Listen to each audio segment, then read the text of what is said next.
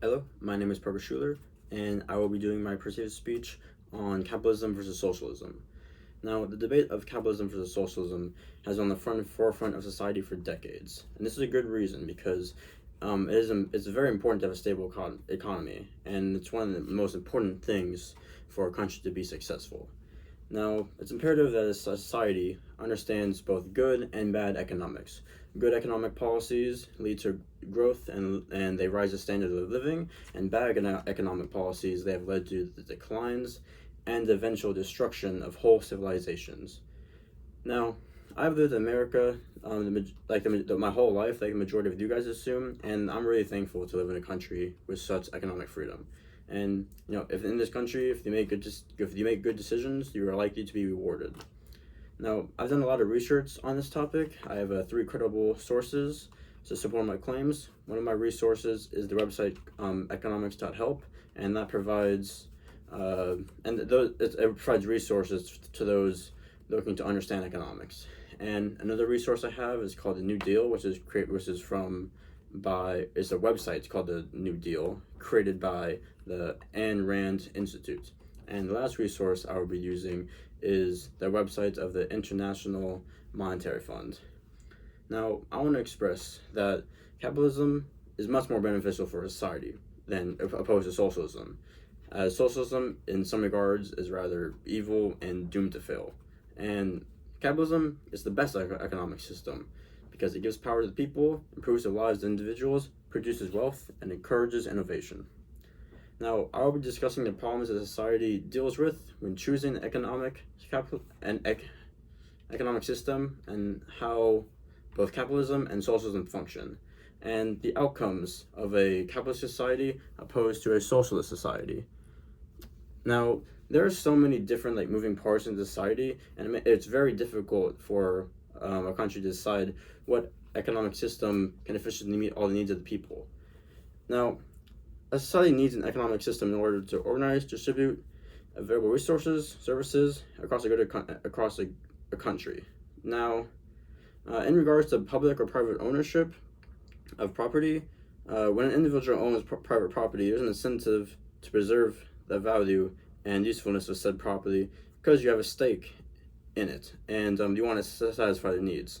And on the other hand, on the socialism side, when the government owns all the property in society, some areas may be neglected due to poor allocation of funds. Now, in regards to pricing and services in a capitalist society, the free market pricing system is used to calculate how much of which goods to produce, and this is very useful. When knowledgeable individuals own the means of production and can price goods themselves, a society is more likely to be economically successful. Now, on the other hand, in a social society, when unknowledgeable bureaucrats take over businesses that know little to nothing about it, civilization is doomed to fail. It is no accident that socialism has created shortages and starvation that regimes had to crush to crush the resulting descent to retain power. Now, in regards to how to tackle these problems, we're going to be looking at how capitalism and socialism function from a socio-economic standpoint. Now, for my second main point, for my solution for how to deal with these issues of the problems for choosing an economic system, in regards to capitalism, according to Sarwat and Ahmed Saber Muhammad in a 2015 article titled "What is Capitalism?" They state that capitalism enables individuals to own and control property in accord to their interest. Individuals can demand and supply freely set prices in markets in a way that can serve best the interests of society. Capitalism is also very beneficial for society because when individuals face incentives to innovate and work hard, it creates a climate of innovation and economic expansion. This helps to increase real GDP and it will lead to improved living standards. Now, on the other hand, for socialism treats everybody in society the same, which we're not. For example, some people make good choices, some people make bad choices, and it's not fair to see these two groups in the same lens. Now, in a true socialist society, no citizen can own any land or business, and it's very hard to work their way up the socio-economic ladder. Now, socialism, it also has a decades-long history worth of pain and suffering. According to Ben Bayer in his 2019 article titled "The Dishonesty of Real Socialism," the dishonesty of quote-unquote real socialism has never been tried. He states that it has only been 30 years since the socialist regimes collapsed economically around the globe, leaving in their wake a death toll of the tens of millions. We have seen the same pattern repeated in Venezuela in only the past 20 years as well. I just hope that people are going to realize the horrors that these regimes, that others went through under these socialist regimes. Now, capitalism and socialism results in very different outcomes when implemented into society. Now, the outcomes of a capitalist society, under a capitalist society, people are much more free to do what they want and what they want to do with their lives. And this is also true for the government itself, even. According to Javon Pettinger in his 2019 article titled "Pros and Cons of Capitalism," he states that economic freedom helps political freedom. If governments own their own means of production, for example, it inevitably leads to a powerful state and leads to a large bureaucracy, which may extend to other areas of life, and that's not good, you know?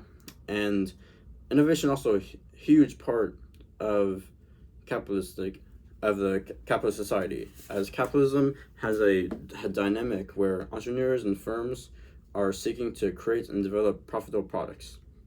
Now, this can lead to product development and create a larger choice of resources for the public, or a larger choice of goods and resources for the public.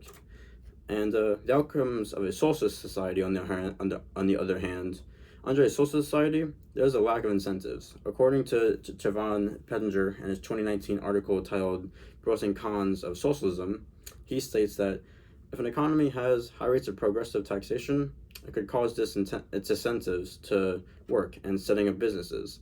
Entrepreneurs may feel that if the government is taking a high percentage of their profits, then they prefer not to take the risk or work abroad. Now, one of the biggest arguments that socialism has is that it can provide free health care. Now, however, the results are often disastrous, as according to Javon Pettinger's 2019 article titled "Pros and Cons of Socialism," he states that in a publicly funded healthcare system like the UK, doctors usually face financial constraints, and some non-urgent operations have to be rationed, and there are much longer waiting lists than in the private system. Now, capitalism and socialism have been on the debate in economics for decades, and people will argue passionately about both sides. Both capitalism and socialism have their pros and cons, but capitalism is the best economic system created to date. Capitalism is much more beneficial to society as opposed to socialism. True socialism has never once been worked out in history, and it never will. The most brutal regimes in history have utilized socialism, and that many people still support the economic system.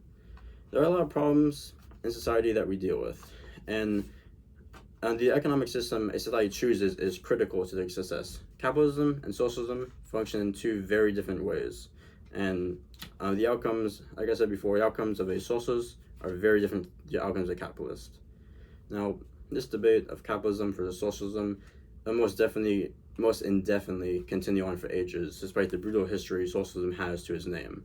And as a society, we should be encouraging individuality, innovation, and free will, that rather than be limited to that by our own government. And thank you very much.